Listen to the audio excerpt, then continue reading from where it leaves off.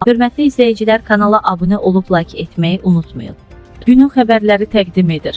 Bəzən həyatın ən ağır ironiyası odur ki, insanları illərlə güldürən, onlara ümid və sevinç bəxş edən gülüş ustalarının öz ömrü çox qısa və kədərli olur.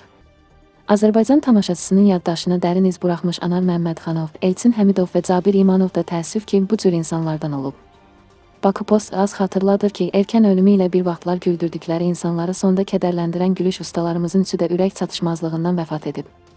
Anar Məmmədxanov 1991-ci ildən Bakı Şən və Hazır Cavablar Klubunun prezidenti, Bakılı Oğlanlar komandasının kapitanı olub.